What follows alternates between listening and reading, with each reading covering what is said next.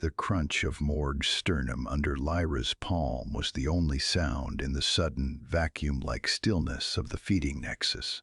In a clinical blur of kinetic efficiency, she moved like a storm contained within a human frame. 3 armored crag-kin giants, each twice her mass, were neutralized in precisely 4.3 seconds. To the Ocularis record keepers watching from the rafters, it wasn't a fight, it was a dismantling. Lyra didn't roar. She didn't even breathe heavily. She simply existed in the center of the devastation, her eyes locked on the fallen brute who had dared to threaten her home. This was the terrifying silence of a Class-12 survivalist, a masterclass in high-gravity restraint, finally pushed past its limit. The chaos of the zenith spire felt miles away only 20 minutes earlier. Lyra Stone had been sitting peacefully at feeding Nexus Delta, her posture relaxed, her mind focused on a simple nutrient wrap. To the Galactic Council members passing by, she was just another Terran, an apex predator in a boring gray uniform, easily ignored. The zenith spire was a marvel of low-gravity elegance, a place where the sleek and the fragile dictated the social order. Humanity was still the newcomer, the strange species from a Deathworld that most of the galaxy preferred to keep at arm's length. Lyra had spent months perfecting the art of being small. Coming from a world where the gravity was a crushing constant, she moved through the spire with a deliberate, slow grace to avoid shattering the delicate infrastructure. It was an exercise in constant self-control. Her bone density and muscle fiber tension acted like biological rebar, a gift from Terra grave that made her essentially an organic tank in this lighter environment. She was content to be a ghost in the machine, a silent observer of the wider universe.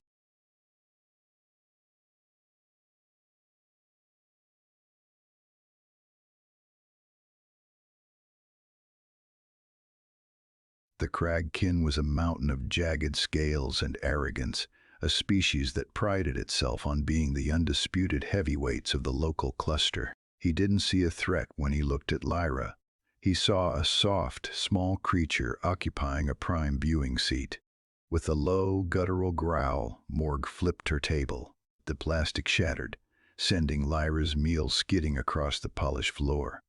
Lyra looked up, her expression neutral. She offered the bully every possible mercy, her voice steady as she asked him to move along. But Mort leaned in, his breath smelling of fermented ammonia, and made the fatal error of mentioning the recruitment drives on Terra grave. He sneered about her younger brother, calling the boy easy prey for the next crag-kin raiding party. In that heartbeat, the Terran spirit shifted. The internal governor Lyra maintained to protect the people around her simply switched off. Her adrenal response, a biological overclock, evolved for the harshest conditions in the sector, surged through her system. Her heart rate spiked, not from fear, but as a calculated preparation for violence. Her reaction speed accelerated until the world seemed to lag behind her intent. This was the legacy of human ingenuity, the ability to turn a biological disadvantage into a weapon of absolute precision. Morg reached out a massive, clawed hand to shove her aside, but his fingers met nothing but empty air. Lyra was already moving. The air and the feeding nexus seemed to solidify as Lyra transitioned from a seated civilian to a blur of kinetic force. Morg's hand was still extending toward her shoulder when she pivoted, using the crag-kin's own momentum against him. Because she hailed from a Class-12 world, her muscle fibers were wound like high-tension coils. To her, the gravity of the zenith spire felt like a dream. To her opponents, she was moving with a velocity that defied their understanding of physics. She didn't just strike, she anchored.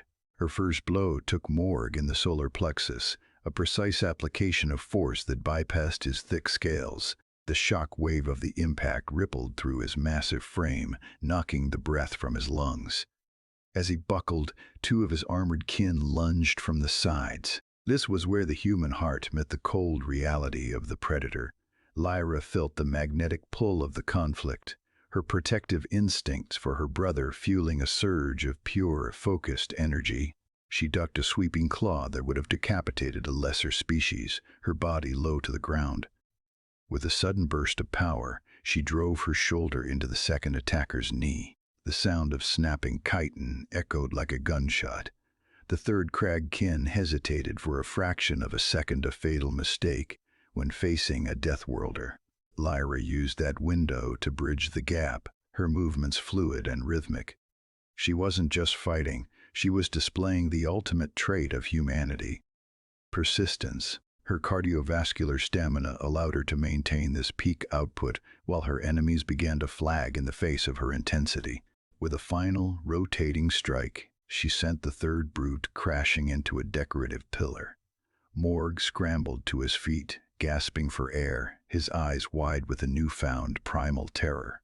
He looked at Lyra and saw not a small girl in a gray uniform, but an apex predator that had been playing at being civilized. "Stop," Lyra said. Her voice wasn't loud, but it possessed a resonance that commanded the room. The crag kin froze. The adrenal response was still humming in her veins, but her training took hold. She didn't finish him. She didn't have to. The dismantling was complete. Hours later, the atmosphere in the High Council chamber was sterile and bright. The Ocularis record keepers replayed the holographic logs for the Galactic Council. The footage was undeniable. It showed Lyra's repeated attempts to de-escalate, her calm demeanor, and finally, the explosive necessity of her defense. The Spire High Council cleared Lyra of all charges within minutes. They recognized the truth. The Terran hadn't started a fight. She had concluded a threat. As she walked out of the chamber, she felt the heat of the Spire's artificial sun on her skin, a pale imitation of the fierce star that warmed Terra grave. She pulled out her comlink and sent a short, encrypted burst back home. "You're safe. I'm coming back soon." Lyra Stone adjusted her boring gray uniform, smoothed her hair, and stepped back into the flow of the station. She was a ghost again, a silent guardian of a species that the galaxy would never underestimate ever again. "Would you like me to create a technical dossier for the Galactic Council detailing the biological advantages of Class 12 humans?"